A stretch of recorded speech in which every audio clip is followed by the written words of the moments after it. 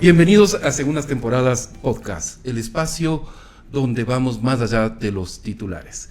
Hoy vamos a conversar sobre los primeros 100 días del presidente Daniel Noboa, aunque hay discusión al respecto, son 100 días en realidad, él ya viene de una presidencia interina, pero bueno, vamos a evaluar los primeros 100 días de su presidencia o segunda presidencia inaugurada el 24 de mayo del 2025.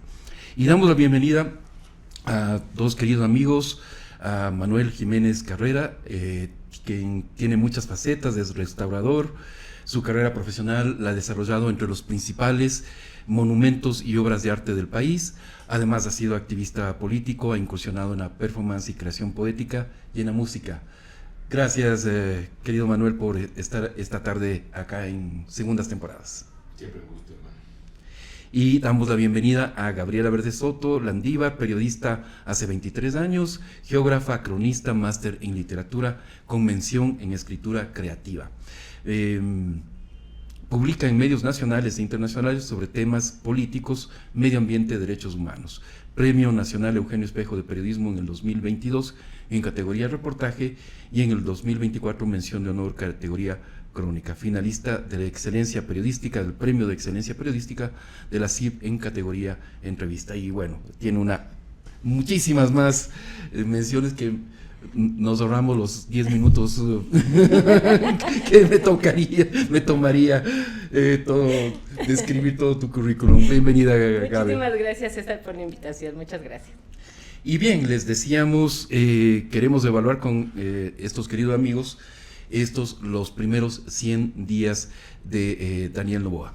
Y lo vamos a hacer tomando algunas áreas, algunas temáticas que nos parecen absolutamente claves en este periodo. Por ejemplo, comencemos con el tema de seguridad. Una temporada 2 de la guerra, ¿no es cierto?, de la guerra contra el crimen organizado, conflicto armado interno que Daniel Noboa lo declara a pocos días de llegar a la presidencia, la primera presidencia, la interina, ¿no es cierto?, y que se prolonga hasta el momento. Como logros, la extradición de Fito a Estados Unidos es, por supuesto, un gran logro.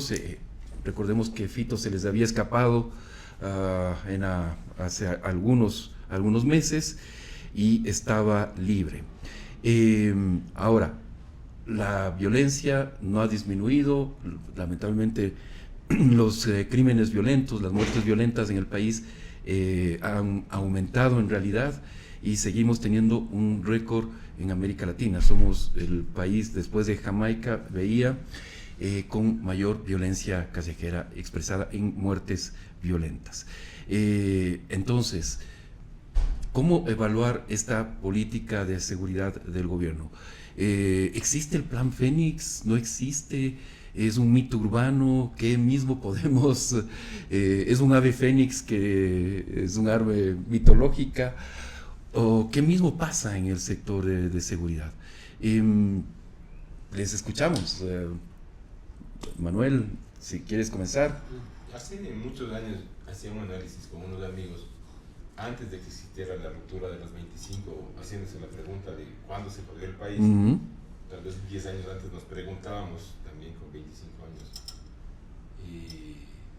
¿qué nos diferencia de Colombia y Perú en aquellas épocas de la violencia dura, Sendero Luminoso en Perú y las guerrillas ya históricas entonces en Colombia? Yo les decía, ¿por qué no pasa aquí? Entonces llegábamos a una conclusión, y que la violencia del ecuatoriano era implosiva, no era explosiva, pero que a manera de olla de presión iba a seguir creciendo con el tiempo, ¿no? O sea, creo que había unos controles sociales potentes antiguamente que se vinieron disolviendo desde finales de los años 60. ¿Cómo cuál? ¿Cierto? O sea, como la religión, como el régimen hacendatario, como el ancien régimen, digamos, ¿no?, que estaba basado en otras relaciones de poder, donde el sometimiento era tenaz. Entonces, claro, cuando eso se vino a disolver con la llegada de la democracia, las libertades, el Estado quiso pasar a ocupar el espacio que antes ocupó el régimen hacendatario y la iglesia, ¿cierto? O sea, como acotando los límites de lo permisible en lo social y en lo personal. Y creo que se vino alarmando un régimen que precisamente estaba influenciado por los vecinos, en donde el Estado, en primer lugar, digamos, socapó el desarrollo larvario de organizaciones que le eran convenientes a sus relaciones políticas. O sea, esto de las relaciones entre el crimen y el poder no es nuevo. O sea, yo recuerdo las fotos de Mamalucha en Quito, abrazada de alcaldes, algunos ilustres alcaldes como José Rodrigo Paz, como Roque Sevilla, como el mismo Yamil Mawad, porque era un peso político. Te acordarás tú las broncas en épocas de Febres Cordero en los terrenos de La Rodós y Pizulí, que eran dominados por dos criminales, Yacelga y Aguilar, que movilizaban a placer del poder contingentes como fuerza de choque y como presencia, digamos, en las plazas, ¿no es cierto? Entonces yo creo que esto con el proceso de la Revolución Ciudadana pasa a ser otro nivel, claro. Es decir, la Pax Narca, ¿no es cierto? O sea, ustedes ejecutan, desarrollan, pero no nos joden el proyecto social ni la imagen política, ¿no es cierto? Entonces, caído este poder gigantesco, absorbente, totalitario del correísmo, claro, estos manes empiezan a manifestarse ya como son, ya sin intermediarios, ¿no?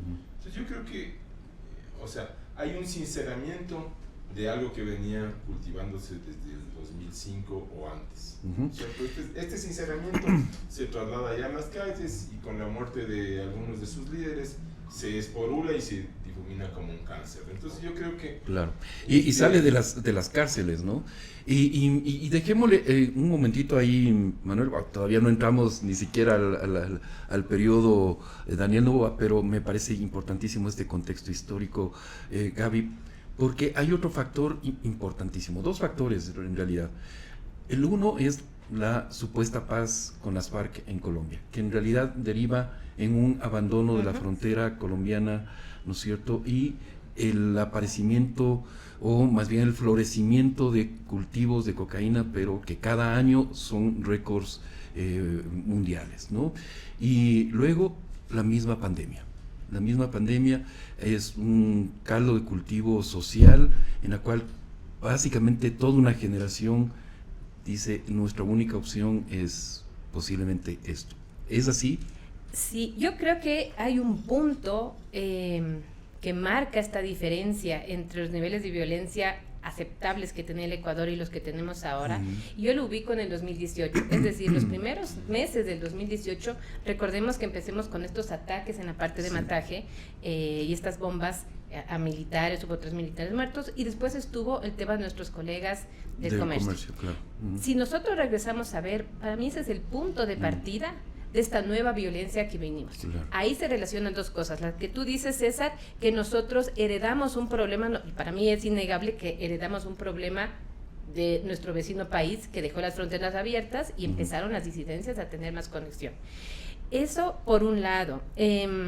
Pero aquí yo me pregunto si empezamos ahí el tema de la violencia, digamos que después se traslada a las cárceles. Exactamente, ¿no? Después, veamos que eso es 2018, luego lo que tú dices, en la pandemia esto se intensificó. Por ejemplo, en el tema de la pandemia se abandonó mucho la Amazonía y empezaron a crecer los temas de minería ilegal.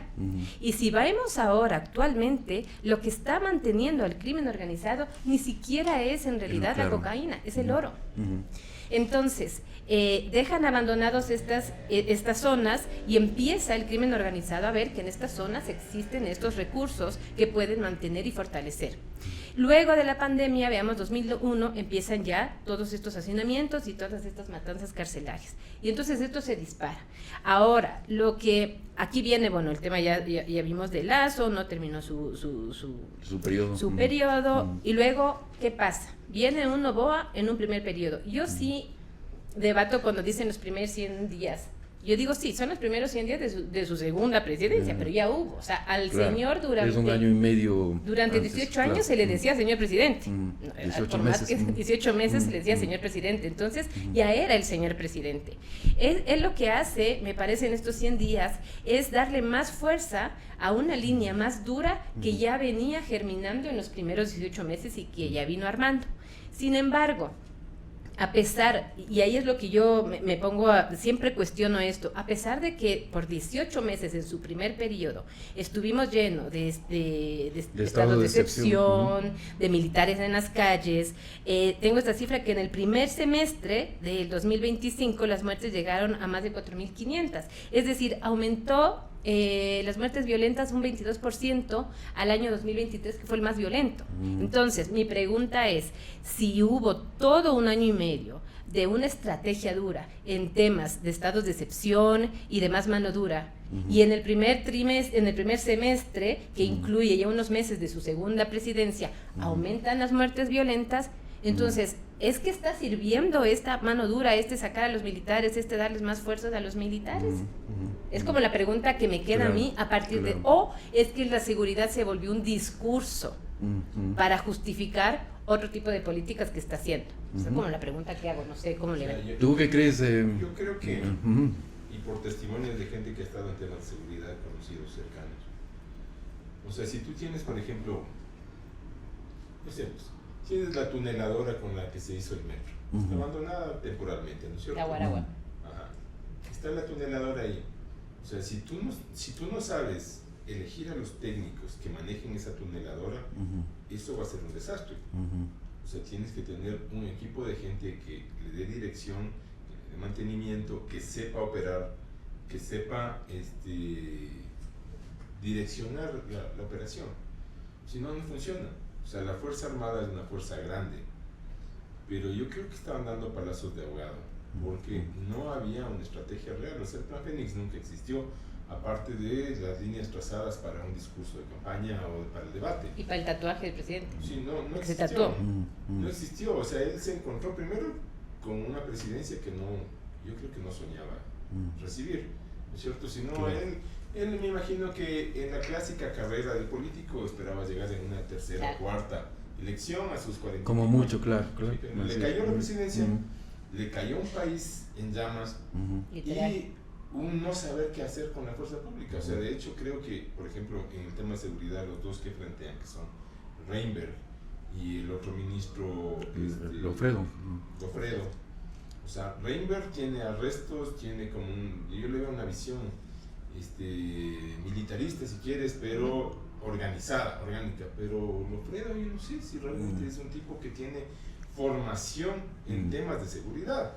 Entonces yo creo que usaron a la Fuerza Armada para dar palos de ciego, y eso es un desperdicio de recursos, y claro, lo que hace es ahuyentar al avispero, que es lo que tenemos. Pero finalmente se ha sincerado cuál es la situación, porque tenemos una fuerza irregular gigantesca. O sea, todos los días atrapan bandas, claro, que son el margen, digamos, de estos poderes, pero con cantidad de armas automáticas, granadas, o sea, se están armando mucho. Pero ahí la pregunta es, a ver, veamos el caso, por ejemplo, de México, veamos el caso de El Salvador. Se ha visto que el crimen organizado, estos grupos delincuenciales, no se sostienen sin un poder político que lo apoye. Exactamente. No digo que se enoja, pero... Y el tema ahí, y permíteme, Gaby, a ver, tenemos, porque ya se conoce a partir de los casos que ha llevado Fiscalía, filtraciones telefónicas, que el jefe de esas estructuras criminales era Leandro Norero, ¿no es cierto?, quien es aparentemente asesinado. Todas las evidencias, según Fiscalía nos dice, es que fue asesinado en las cárceles. ¿Quién le reemplazó a Leandro Norero? ¿Quién está manejando? Porque no me digan que ya con Leandro Norero desapareció todo. No, claro. Al contrario. O sea, lo que vemos es que incluso con Leandro Norero asesinado, ¿cierto?, se planifica el asesinato de Fernando Villavicencio. Es decir, las estructuras criminales siguen operando y siguen teniendo nexos y protección política. Eso es y de evidente. Jueces también, ese es el problema. De política, jueces, empresarios, abogados. hasta periodistas, o sea... Claro, o sea, hay que entender que, porque a veces es difícil, pero hay que entender que el crimen organizado entra por todos lados. O sea, por ejemplo, ya se vio, y me parece que informaron desde el gobierno, cómo hay municipios que están ya con una mano metida por el crimen organizado ahí. Totalmente. Municipios pequeñitos, Totalmente. Por ejemplo, hay un municipio que empiezan a tener, no sé, en la Amazonía, que es donde yo he trabajado bastante, hay una alcaldesa que está involucrada en el tráfico de combustibles para la minería ilegal. Claro. No, y de hecho maquinaria se ha visto, maquinaria de los municipios, de los gobiernos locales utilizada en minería ilegal, o sea, eso es así. ¿Y cuál ha sido el planteamiento? Porque yo sé que han planificado, por ejemplo, de hecho está esto de la consulta popular que me parece que ayer definió que el 30 de noviembre se iba a hacer la votación, es lo que más o menos entendí que hizo después de esta visita con Marco Rubio.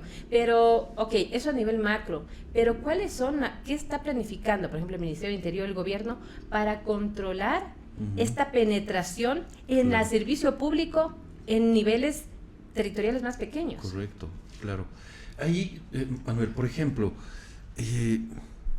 hay una deuda pendiente obvia en la depuración de la justicia, es obvio, pero con el actual Consejo de la Judicatura, con un Mario Godoy ahí, es como que, o sea, no se puede avanzar mucho más, ¿no? O sea, más allá del discurso en el cual, claro, Reinberg saca los nombres de los jueces que liberan posibles criminales, etcétera, etcétera, pero el órgano que es el encargado de depurar eso está controlado por alguien que ha sido cuestionado como abogado justamente de narcotraficantes, ¿no? Claro, es que, a ver, yo creo que el Estado-Nación se termina de caer con el correísmo, ¿no? O sea, como proceso histórico. Y pasa prácticamente a una anomia donde es controlado por las fuerzas que antes estaban organizadas bajo un liderazgo fuerte. Porque es el problema que tienen los liderazgos fuertes. Una vez que desaparecen, o sea, todo se caotiza. O sea, esta es como la figura del patriarca que levanta un enorme imperio económico, ¿no es cierto? Y toda la familia está unida alrededor de la presencia del patriarca, ¿no? Y todos esperando que el patriarca caiga para llevar su tajada, ¿no es cierto? Porque la orientación del patriarca es hacia levantar un gran imperio. O sea, el rato que cae, toda la familia se pulveriza. O sea, hemos visto eso en la historia, en casos cercanos, se pulveriza y todos empiezan a jalar a su lado y todos terminan enemistados.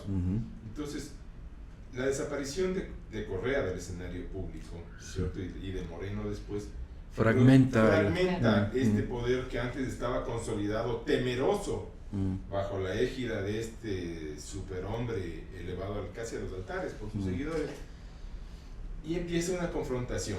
Entonces esa confrontación no se da entre amateurs, se da entre profesionales que saben exactamente cómo funciona el Estado, dónde están los grandes bolsones de dinero que el Estado puede producir, ¿no es cierto? Y cuáles son los mecanismos legales que ellos mismos crearon para poder intervenir en esos bolsones, ya sea por la vía lícita cuando tienen poder o por la vía ilícita cuando lo pierden, ¿no es cierto? Entonces yo lo que estoy viendo es que, o sea, a la caída, digamos, de la cabeza de este imperio, además de un imperio criminal, corrupto, lo que vamos teniendo es una serie de cacicazgos locales que se disputan el poder. Es lo mismo que pasa con los seguidores de Norero. O sea, cae Norero y Norero era el que les contenía por último, ¿no? O sea, esta figura histórica de no soy yo el que les mueve, soy yo el que les contiene, ¿cierto? Que se aplica tristemente a este caso criminal. Entonces, claro, después ya las cosas se disparan por cualquier lado. Entonces lo que estamos viendo es la muerte del Estado-Nación, ¿no es cierto? La muerte de la Company, además, como forma sucedánea al Estado-Nación, porque en otros países tú ves que el Estado-Nación va perdiéndose, pero la compañía empieza a dirigir las vidas. O sea, las grandes high-tech, las grandes startups, o sea, organizan la vida, ya no la producción, sino la vida incluso personal de sus empleados. Aquí estamos viendo precisamente lo contrario, o sea, la forma tropical, que es la entrada al caos y la disputa por el poder, tanto así que llega a ser una amenaza para los Estados Unidos. O sea, el nivel de violencia indica un nivel de poder, y ese poder económico de penetración hacia las sociedades de Estados Unidos, que además está coaligado con esta visión, digamos, extraviada de vamos a exportarle droga para que se muera el imperialismo, ¿no? Que también tiene su apoyo político. Cuando te refieres, perdón, a bolsones, ¿qué significa? Como a shogunazgos, digamos, como a bolsas aisladas, como a islotes de poder, ¿no? Para O sea, claro, sí. me refiero a Sí. o sea, no son bolsones, son súper listos. No, me refería en este sentido. Me quedé con la duda. Pero bueno, lo que quería, bueno, al final cerrar con esto, es que, sí, porque Es que estás hablando, Willy. dos veces o sea, la primera dije, pero la segunda digo, no, creo que es intencional. Pero bueno, algo en lo que tú dices, y es verdad, y yo creo, no sé qué te parece, César, a ver, algo que hay que reconocer que pasó en este segundo 100 días de gobierno, sí. es que creo que medio le remató al correísmo. Ajá. Y, o sea, yo personalmente creo que lo remató al punto que muchos correístas, como nunca, sí dieron un camisetazo. Claro. Ahora, eso puede ser consecuencia del resultado en las urnas, ¿no? O sea, que fue mucho más contundente de lo que se esperaba. Recordemos que incluso un momento dado se pensaba que el correísmo podía regresar al país y termina volcándose ese resultado. Y el correísmo queda bastante golpeado. Pero yo me pregunto actualmente, en este momento, y pasamos ya con esto al factor político, ¿no es cierto? Damos un salto. A ver, yo sí me pregunto en este momento si el anticorreísmo de Daniel Noboa o del gobierno de Daniel Noboa es más un pretexto que una causa. Porque al final del día también ves que en el gobierno están insertados algunos personajes insignes llamémoslo así, del correísmo, ¿no? O sea, yo creo que y concuerdo con lo que dice César, y me parece que un poco la política de Noboa ahora y del gobierno es de mucha narrativa. O sea, son guerras de narrativas para mí. O sea, es la guerra anticorreísta por un lado, pero por otro lado, por ejemplo, a mí me sorprendió Marcelo Holguín, que es una comunicadora, pero era un cuadro duro del correísmo. Muy duro y muy fiel, porque además, bueno, yo como experiencia... Bueno, fiel y ácido, ¿no? O sea, sí. Muy corrosivo. No, pero además era una secta. O sea, para mí, digo, cuando tú hablabas eran muy cerrados, o sea, era como una cosa así muy sectaria. Y sin embargo, estos cuadros muy fuertes, ¿cómo cambiaron tan rápido? Claro, y se reciclan. ¿Y cómo Noboa? Con este discurso anticorreísta los acepto, o sea, como el buen pastor. No sé si quiere venderse la idea del buen pastor que ven, entonces regresa al rebaño después de que fuiste con esta secta, no sé. Pero sí llama esta atención que por un lado hay el discurso anticorreísta y por el otro lado van reciclando cuadros que no son cuadros cualquiera también. O sea, hay que ver que son cuadros. O sea, Fausto Garrín duros, es y es un estratega clave en el gobierno, ¿no? Claro. Está Fausto Garrín, ¿qué más está? A ver, yo veo que este es un momento diferente que cuando el papá de Noboa, cuando Álvaro Noboa, se candidatizó. Porque ¿quiénes eran los cuadros de Álvaro Noboa? Eran los cuadros gerenciales de sus empresas. O sea, Silca Sánchez, no recuerdo cómo se llamaba este otro señor que el hijo también es político.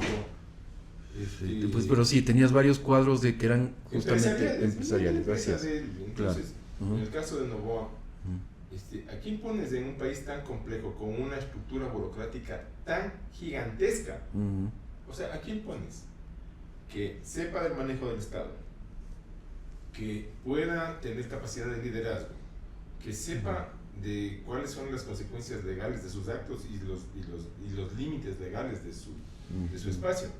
O sea, yo creo que finalmente es muy difícil no incluir a gente que venga de otras experiencias. O sea, ¿tú crees que no está mal que haya tomado...? Creo que está mal, sí, creo que está mal, pero creo que para una persona que no tiene un partido realmente, ¿no? O sea, ADN es un partido surgido como un hongo después de un armado en el poder. Armado en el poder, claro. y claro, los cuadros más duros venían de apoyar a Lazo, y del anticorreísmo duro, que es cualquier cosa, o sea, te digo, o sea, hay gente muy valiosa, por supuesto, entre la gente que trabajó con Lazo, hay gente pensante, hay miembros de los think tanks liberales, o sea, pero hay de lo otro, o sea, digamos, a ver, yo quiero levantar Fundamedios de cero, y yo no soy periodista, ¿es cierto? ¿A quién voy a contactar? Probablemente a 2 o 3 personas que conozcan.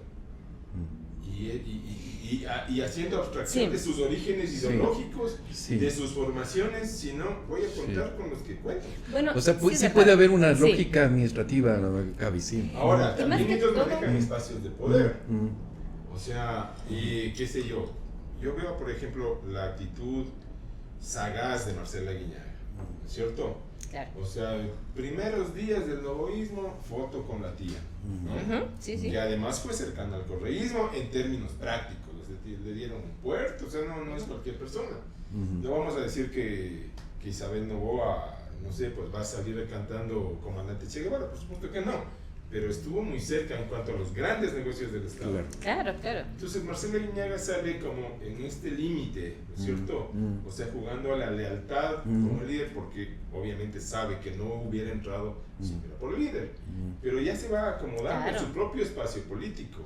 Y va alejándose de mira, esta semana verles reunidos al alcalde Muñoz, al alcalde Aquiles Álvarez, y al alcalde de Cuenca, y descalificando un poco la postura de Correa respecto de Venezuela, es muy decidor. ¿Es cierto? Porque fíjate, o sea, yo creo que hay que salir del anticorreísmo, porque el anticorreísmo no es una ideología, es una pasión despertada por alguien que ha suscitado las pasiones de este país desde el 2006. O sea, así como el Febres Corderato fue, digamos, una estructura dura que controló las cortes, que luego Abdalá Bucaram quiso controlar. O sea, no es que las cortes están controladas desde ahora, ¿no? Es que las cortes están corruptas. O sea, hay una mentalidad corrupta en el ejercicio de la vida ciudadana. O sea, si me puedo saltar el semáforo, si me puedo birlar $10 de las compras de la empresa, si es que... O sea, hay una mentalidad corrupta que no sucede en otros países, ¿es cierto? Que se compensa con otras cosas. No quiero decir somos un país de rateros, porque no es cierto. Somos un país con un montón de cualidades, ¿es cierto? Pero una de esas no es precisamente la honestidad. Entonces somos muy transigentes con la deshonestidad pública.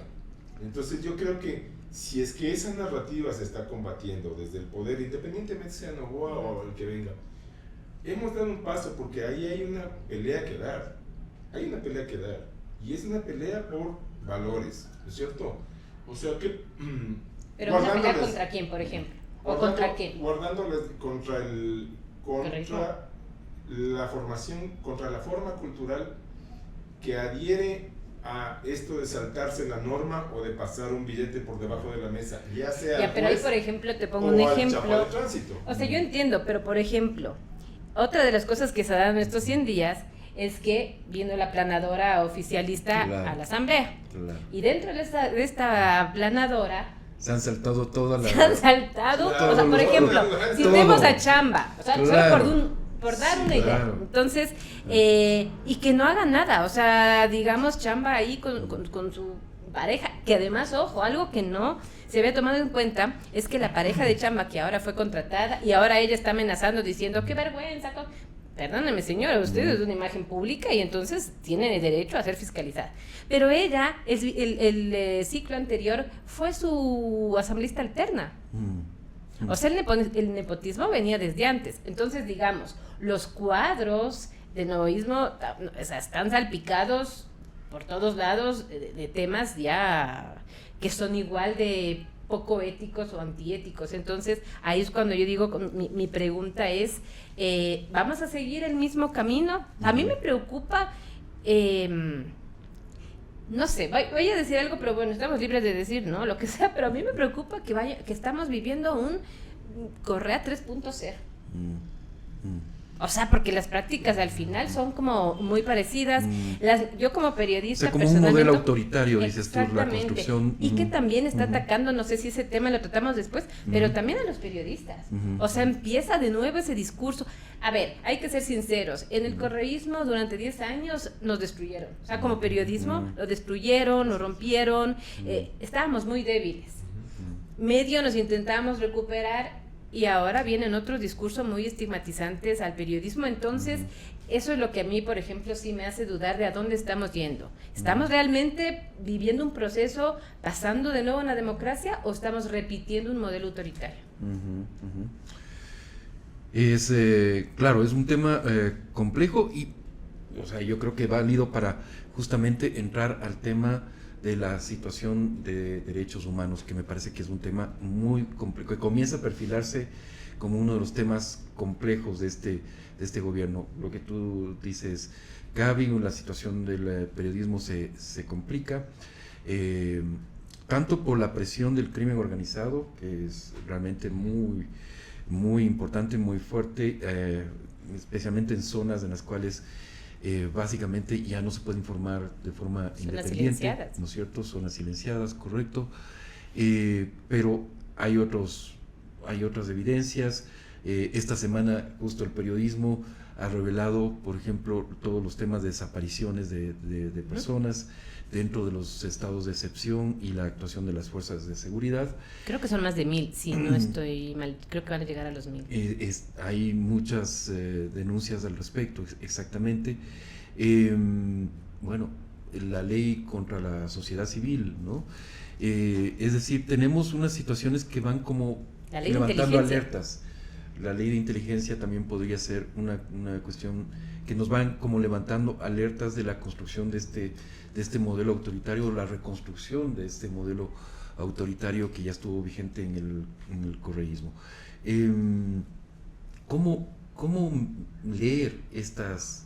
Es parte del descontrol que tú dices, Manuel, de esta dispersión, de esta destrucción del Estado Nacional, o es más bien la construcción de un modelo autoritario.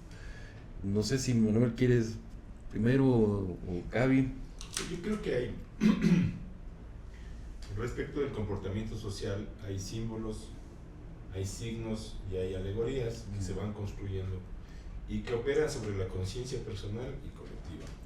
Te digo desde mi experiencia personal, por ejemplo, yo que trabajo como conservador y como museólogo desde 1989, cuando era todavía estudiante. Ya suena bastante. Sí, suena bastante bien. No hagan números, pasen de Pero este año, estos 2 últimos años, nos ha tocado ver cómo los monumentos son vandalizados o por movimientos ideológicos o por ladrones que se roban de la Plaza Grande las hojas de acanto del monumento que hizo Durini en principios del siglo XX y se llevan delante del Palacio de Gobierno del municipio y del arzobispado piezas de 40 kilos por una dosis de huanchaca o de base, así de crudo. Entonces, claro, cuando estos símbolos ya no operan, ¿no es cierto? Porque yo recuerdo, a propósito de estos símbolos, tienes en la 24 de mayo la Capilla del Robo, que se erigió porque hubo un robo de ornamentos sagrados, ¿no es cierto? En el 17. Y luego aparecieron los ornamentos de ahí, se erigió porque era una transgresión brutal, pues, hermano, de los símbolos, de lo sagrado, ¿no? Ahora no hay símbolos de lo sagrado. O sea, ahorita estamos trabajando, por ejemplo, en sitios donde se arrancan guirnaldas de los monumentos, placas de bronce conmemorativas. O sea, el símbolo ha dejado de operar sobre la conciencia porque ya no estructura. Entonces es un poco, no sé, guardando las mega distancias. O sea, ¿qué pasaba en el Imperio Romano cuando había un crisol de nacionalidades llegando al corazón del Imperio Romano, ¿cierto? Que tenías una Roma en disolución, un poder imperial muy decadente, moralmente decadente, muriendo, y a Constantino y a su mamá no se les ocurrió mejor cosa que encontrar qué unía a esta gente, y se inventaron una nueva religión para el imperio, ¿no es cierto?, como aglutinante. Yo creo que estamos en la debacle de lo que no se llegó a constituir nunca. Siempre se habló del Ecuador, una nacionalidad en ciernes. No existe esa nacionalidad, mucho menos ahora, mucho menos ahora. Entonces yo creo que si antes no hubo proyecto de país, ¿no es cierto? Ahora mucho menos, no hay ningún proyecto de país. O sea, los partidos políticos no existen, son cascarones donde la gente son nómadas políticos, nómadas políticos. O sea, yo veo algunas que conocí. Sí, por supuesto. Están con Correa, después están con Lazo, después están con Lenin, después están con Novoa, y son correístas, claro, novoístas, leninistas, lacistas, pero a morir, según el periodo. Entonces, los partidos políticos, aquellos con los que nosotros, digamos, identificamos la expresión partido político, que era la Democracia Popular, la Izquierda Democrática, el PSC, el Partido Liberal, que tenían cuadros ideológicos, escuelas de formación. Acuérdate que la Izquierda Democrática tiene todavía un edificio en decadencia por el Río Alfaro, donde tenían una escuela de formación política. ¿Es cierto? Eso ya no existe, no hay ninguna formación. Y más bien, ese vacío está siendo llenado ideológicamente en las nuevas generaciones por el liberalismo. O sea, pelados que están estudiando el liberalismo, o sea, que están volviendo al catolicismo, porque están buscando un ancla fuerte. Entonces, yo no sé cuál va a ser el ancla que pueda desarrollar un proyecto de país, o si este país se va a disolver finalmente, ¿no? Yo creo que... O sea, mientras tengamos el encebollado y el bolón de verde, no nos vamos a disolver, por favor. O sea, por Dios, pero... Y las humitas, y el locro de papa. No, o sea, ¿vieron cómo juntó la gastronomía es un símbolo muy potente. Esta competencia que hizo Ibai nos juntó lo que no pudo juntar, pero... Eso, la selección de fútbol. Claro. Pero para que veas o sea, no solo el fenómeno, no, pero la avidez de identificación, avidez de identificación de un símbolo potente, aglutinador, hay una avidez por esto, ¿no? Entonces yo creo que cuando la Gaby decía sobre el tema de la guerra de narrativas, claro, o sea, el que encuentre la narrativa adecuada para producir el alimento que llene y que produzca saciedad de esta avidez, va a lograr realmente producir algo. No sé quién lo va a hacer. Pero esto es lo que ya lo hizo Novoa. ¿Cuál es la narrativa que nos une a todos? El miedo. Básicamente el miedo y el crimen organizado. O sea, porque a mí además eso, ¿no? El crimen organizado, lamentablemente... Y de alguna forma también el anticorreísmo, diría. También, pero el anticorreísmo. Sobre eso, Gaby. O sea, Bolívar decía que lo que nos une es básicamente un enemigo común. Pero esto es lo que está haciendo Novoa. O sea, digamos entonces, que se está... Antes era el Imperio Español, después eran los yanquis, y ahora es... La Corte Constitucional, ¿no? No importa. El enemigo ahora es la Corte Constitucional. O sea, para ser político debes construir a un enemigo, y si es único, mejor. Claro, pero este enemigo que está juntando a Novoa es el miedo. Es el miedo al otro. Y ahí es cuando yo creo, bueno, ya es mucho más profundo, pero es ese miedo al otro. Y a mí me gustaba lo que estuvimos hablando antes de empezar ya la grabación, que son unas percepciones muy fuertes de chuta, no salgas porque te van a matar y todo. Es una selva, Javi, pero yo hablé... Claro, no es tampoco tanto así. No, a mí me pareció interesante. O sea, hay zonas del país... Claro. O sea, a mí me gustó cuando tuvimos una reunión, una capacitación como periodistas con mexicanos. Y había un mexicano que vivía en Sinaloa. O sea, ya imagínense, ¿no? Eso ya como el nirvana de peligroso. Sin embargo, ellos nos daban esta capacitación y nos decían, verán, cierto que el Ecuador es el país que es como más peligroso. En el 2023 creo que, o 2024 llegábamos a 48, no sé si está bien, 48 muertes por cada 100,000 personas. Bueno, me di el trabajo con estos mexicanos de revisar cantón por cantón. Y resulta que hay cantones donde el promedio, digamos, el índice de muertes era de 3 por cada 100,000. O sea, Palora era 2. Había otro, por ejemplo, por Zamora Chinchipe, que era 5. El promedio mundial es 20. Nosotros estamos en 48. Yo te aseguro que Zaruma debe estar en 1 o 2. Sí, bueno, un poquito más porque hay en minería. Pero sí que, por ejemplo, Palanda creo que estaba en 3. Entonces, es decir, también hay que ver, y eso creo que necesitamos, que los gobiernos empiecen a ser como mucho más lecturas prolijos más finas en las lecturas de las cifras. Ahí, regresando al inicio, ahí es donde uno dice, no hay estrategia. porque tratas todo como si fuera una sola masa. O esa es la estrategia. ¿No es cierto? Pero yo pero les no digo, creo. como ciudadano, a ustedes como comunicadores, ¿no es cierto? También hay una construcción de ese discurso del miedo desde la comunicación. Sí, por O sea, supuesto. yo veo el fenómeno que pasa en un barrio que podría tener muchísimo mejores luces que las que tiene, que es la Mariscal, ¿no es cierto? Claro. O sea, nos hemos pasado años leyendo que la Mariscal está tomada por los haitianos, que está tomada por los narcos, que está tomada por los distribuidores de droga. Y De hecho está así. Sí, Pero cuando vos te pasas por la Mariscal, no son más de 10 tipos controlando 1 kilómetro de avenida y tirando hacia abajo todas esas propiedades que ahora están o deterioradas o rematándose por valores míseros. Claro. Te digo porque en la experiencia mía yo tengo mucho tiempo por mi trabajo de caminar a pie por toda la ciudad. ¿no? Deberías ser de periodista. Los periodistas caminan muchísimo. No, fantástico, me encantaría reportar esto. Pero te digo, o sea, la ciudad está sometida, la Amazonas está sometida por 10 tipos. Entonces, yo conozco el caso de un amigo que puso una cafetería y limpió la esquina de la Amazonas y Foch. Y 3 cuadras a la redonda con un bate y a puñetes limpios, en serio. Vayan a ver esa esquina de la Amazonas y Foch. Se movieron 3 cuadras todos los microtraficantes con todo lo que acarrean. Claro.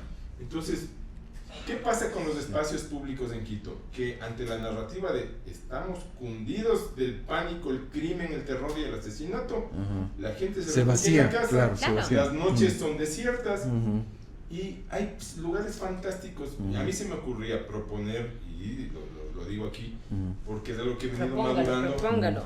Oye, hacer tomas simbólicas de plazas por los ciudadanos en la noche. Hay una plaza hermosa en la 9 de octubre y Carrión, ¿no?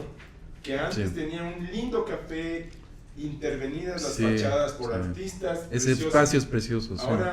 Ahora se disputan bandas de microtraficantes, los 2 bancos que hay ahí para surtir, ¿no? Se pelean los bancos, claro. Se pelean los bancos porque ahí están disputando el espacio de microtráfico. Oye, son 2 tipos. Nosotros, o sea, si llegas con 30 personas, 4 con una guitarra y una batería, loco, eso es recuperar el espacio. Tenemos en el Partido de Tumbaco una maravillosa plaza, claro, es difícil de acceder porque está en un redondel. La Plaza Argentina es preciosa, preciosa. O pero sea, si un día dices, bueno, organicemos una cicleada, organicemos una tocada, una cantada, y aquí hacemos una onda chévere, pero hay que recuperar el espacio. Ya, pero ¿cómo recuperas si te venden un miedo a nivel estatal? O sea, esa es mi pregunta. Pero es que el miedo estatal se transmite también a través de los medios. Sí, o sea, es un asunto y la comunicación política era otro tema que tenemos que analizar. Estamos ya a los 40 y pico minutos de media hora que teníamos pautado. Yo les propongo hagamos una segunda parte porque se nos queda la mitad de los temas, se nos quedan por fuera. Así que hagamos una segunda parte. Pero quiero pedirles un cierre, ¿no es cierto? Para no quedarnos así totalmente en el veremos, sino quizás retomar este punto de la recuperación de espacios públicos, etcétera, etcétera. Y entonces de la ausencia realmente de una estrategia integral de seguridad, que tiene, o sea, más allá del concepto de seguridad pública o seguridad policial o militar, tiene que ser una seguridad de los ciudadanos, una seguridad que involucre justamente acciones con los ciudadanos, como mencionaba Manuel. ¿Qué calificación le ponemos a Daniel Noboa en los temas de seguridad? Yo le pongo un 6. Un 6. Básicamente voy a explicarlo a mi juicio eres generosa, pero bueno. Sí, tengo dañado un poco la bondad. Pero yo le pongo un 6, creo que sí soy de esas que calificaba 10 a los profes, ¿no? Para que no me dejen supletorio. Bueno, sí, un 6 o ya a pedido del público le puedo bajar un 5. No, déjale en el 6. Pero porque, a ver, hay una cosa que creo que hay que reconocer. Y es que Noboa le bajó como se dice, le bajó 4 tonos, 4 niveles al tono del discurso. Después de venir de todo, bueno, es cierto que Lasso tampoco no habló mucho, ¿no? Pero bueno, veníamos de 10 años de un griterío, o sea, el discurso de Correa era muy chillón, o sea, literal y metafóricamente. Claro. Y a toda hora. O sea, el personaje es así, pues. Claro. O sea, Novoa es silencioso. Pero ese silencio ha llegado a calmar un poco a la sociedad, quizá demasiado para mi gusto, pero esto como medio calmado. Ahora, sí que a nivel de seguridad ha tenido ciertas estrategias, por ejemplo, atacado esto de la minería ilegal, pero sigue siendo para mí, primero, insuficiente, y segundo, tomar la guerra contra el narcotráfico, a México no le fue bien, y creo que podemos ver a partir de México que eso puede volverse mucho más violento. Y el hecho de que tengamos un 22% de aumento de violencia, no, yo le bajo a 5. No, perdónenme, le bajo a 5 sobre 10. Sí. Manuel, ¿qué calificación no le sé das? Si le pondría una calificación. Ajá. Creo que hay mucha improvisación. Creo que hay, como dije antes, se dan palos de ahogado. Pero creo que en medio de una guerra, cuando te están disparando, o sea, el que viene con una escopeta más grande termina siendo tu amigo, sea quien sea. Entonces, yo creo que los que están sufriendo la violencia, que están siendo extorsionados en las tienditas y en las verdulerías de Durán o de Prosperina o de Cristo del Consuelo, o sea, probablemente están experimentando un crecimiento de la violencia, pero esa violencia básicamente es un poder de fuego manifiesto, que si tú le dejas crecer va a ser un poder de fuego más grande, no manifiesto nomás, hasta que encuentre las condiciones adecuadas, porque, o sea, ¿por qué México ha fracasado? Porque obviamente ha sido aliado del poder, pues, o sea, las fuerzas armadas son, o sea, México es la bandera de la corrupción y el inventor de la mordida en el continente. O sea, México es un país y además extremadamente corrupto, levantado desde la Revolución Mexicana por un partido que estructuró y sistematizó la corrupción como fue el PRI. Bueno, pero aquí y además, considerando que es un país federal, además, que tiene policías, que tiene fuerzas de seguridad en cada estado, donde el gobernador es casi Dios, o sea, y muchas veces aliados con el crimen organizado. O sea, muchísimas veces. Pero anímese a dar un... O sea, yo sí le pondría un 7 desde ese punto de vista. No soy un egoísta. Qué generoso. Sí, pero está bien. Frente, o sea, estoy comparando con lo que pasó con Lasso, que es una actitud paniaguada, permisiva, y donde el miedo a exceder el límite de la ley hizo que lleguemos a donde estamos. O sea, yo creo que no habríamos llegado a los niveles de violencia si Lasso se hubiera fajado y se hubiera atrevido a jugar en el borde de la cancha, por lo menos. ¿Usted no cree? Fuera de la cancha. Bueno, eso queda para el segundo debate, pero está interesantísimo. Pero yo creo que, o sea, Lasso fue permisivo, guardando las formas. O sea, él era un demócrata como para gobernar Austria en los límites de la legalidad, pero no para el Ecuador. O sea, él dejó crecer las cosas a ese nivel. Entonces, la sensación que yo tenía bajo el gobierno de Lasso, oye, al tipo le importa un pepino si nos ametrallan en la calle porque es ilegal llevarle preso según no sé qué. Pero ahí estamos motivando la mano dura, que también...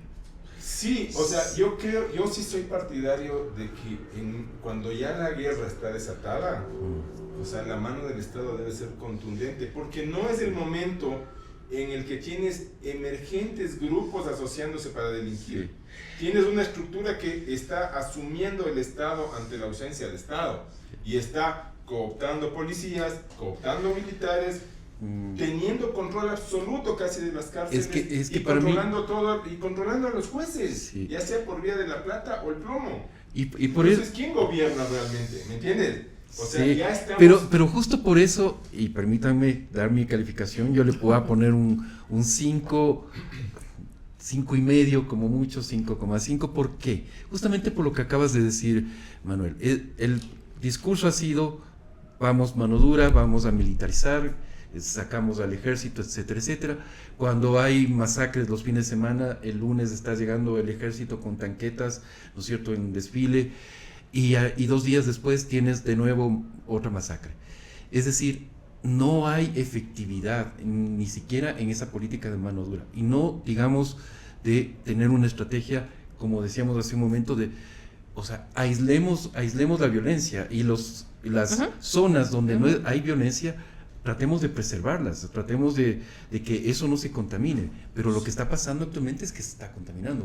O sea, yo sí veo con pavor cómo actualmente los extorsionadores, por apropiarse o por cobrar extorsión a una familia, le tiran explosivos y granadas, por favor, y les asesinan. O sea, claro, pero aquí tú eres un buen seguidor de X como todos nosotros, supongo, ¿cierto? ¿Cuál es la constante, hermano? Pero X es una llorería, o sea, hay que aceptar. Sí, o sea, X es el territorio comanche, o sea, el balazo te llega de cualquier lado. Pero, verás, yo sigo mucho los temas policiales y de seguridad, el tema. Sí. O sea, todos los días cayó banda, cayeron 10. Eso también es un discurso. No, sí. Pero ¿qué es lo que pasa? Que esa banda, 24 horas más tarde, está liberada no por la fuerza del Ejecutivo, sino por la fuerza del Poder Judicial corrupto o temeroso. Pero ahí vamos. Entonces, de nuevo. El extorsionador que la semana pasada cayó preso porque la policía se gastó haciendo inteligencia, utilizando herramientas tecnológicas para capturar que extorsiona desde un telefonito. Sí.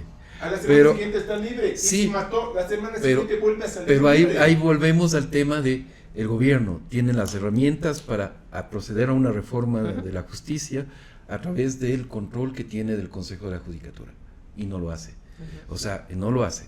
O sea, más bien ha preferido entregar el Consejo de la Judicatura a actores políticos de dudosa procedencia. Y además eso decía, la terna del Consejo de la Judicatura, como para terminar, ya estuvo cerrado. O sea, la terna ya la tenían en el año pasado la asamblea. Y esta asamblea por una resolución simple la cambian. Entonces fue como eso. Pero ya para terminar solo, yo me quedo con la pregunta de ¿qué tanto todo el proyecto de seguridad va de la mano de los derechos humanos?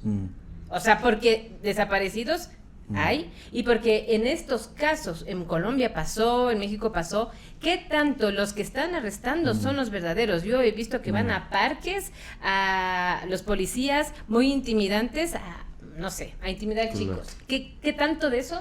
Sí. ¿Cómo están los derechos humanos en el tema del control? Y dejémoslo, porque ese es abrir un avispero, ¿no es cierto? Que de hecho se nos quedó, fue uno de los temas que se nos quedó pendiente, si lo tengo ahí visto, más bien le tengo en no visto, que tenemos que hablar eso en esta segunda parte. Ha sido realmente un placer conversar con ustedes, y bueno, dar esta evaluación de lo que ha sido 100 días del segundo periodo de Daniel Noboa. Muchísimas gracias, César, por la invitación. Y un gusto. Un gusto, Gaby. Un gusto. Nos hemos pasado muy bien antes y durante. Y después. Y gracias a todos ustedes que también nos han seguido esta transmisión. Espero que les haya gustado y acompáñenos en la próxima emisión de las segundas temporadas, donde vamos a retomar la conversación con Gaby y Manuel acerca del segundo periodo presidencial de Daniel Noboa.